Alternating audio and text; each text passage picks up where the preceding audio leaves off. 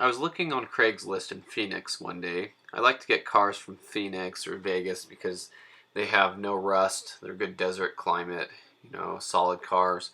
And I saw this '03 Terminator Cobra in silver, metallic silver, and it was in kind of rough shape. The driver's side, it's hard to tell in the picture, but it was peeling. That whole side of the car, I believe, was repainted at one point.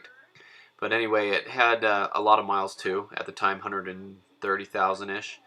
And it was a cool car though, and they were asking a decent amount of price for it, considering what it had, wrong with it or the higher mileage. And I saw the car, thought it was cool, considered buying it, and that was that. Well, I went to work a couple days later, and there it was, parked right next to my Bullet. I had talked to some friends and heard that there was another Cobra in town, and I even think I saw a glimpse of it on a Friday night at a car meet as it went by. It didn't come into where we were, but anyway, it turns out that a kid had bought the car and he started working where I work right at the same time. So, of course, I went out and looked it over, and it was a really cool car. I liked the car because it was solid, and for what it was, you just don't see Terminators around here. You really don't.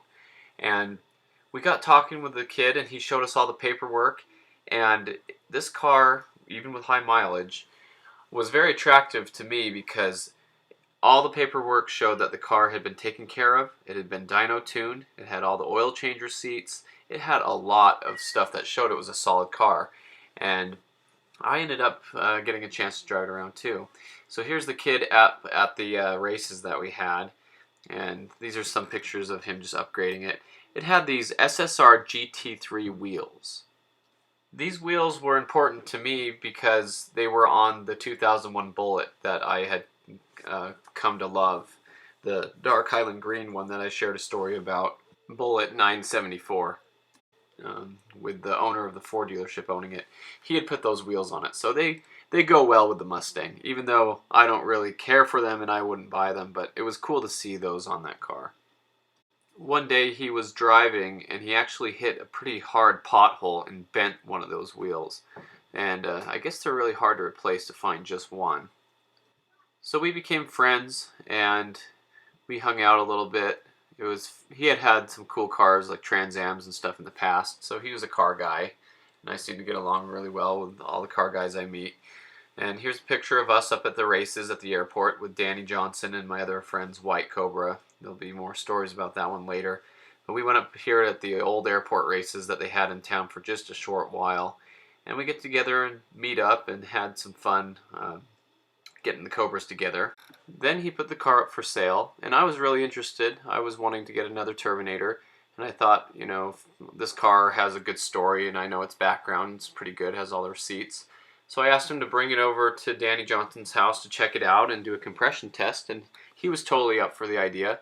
He was like, well, yeah, that's fine, because then I'll at least know what's done to it if you decide against it. So we pulled all the plugs and everything, and I went and rented a compression tester, and I even took cash with me to buy the car.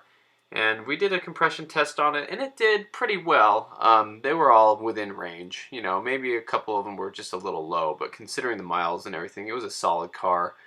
But I still decided against it. The bumpers were cracked and things, and the paint job. By the time you're done, restoring it, I could have just bought a nicer one, which I ended up doing when I bought my Torch Red 10th anniversary with 43,000 miles on it. But anyway, it was a cool car. Somebody else has it now, and I think it's a good car for whoever got it. I really appreciate all the nice comments in the videos. Please continue to like the videos and subscribe to the channel if you're not already subscribed. I enjoy making these videos, and there are more to come.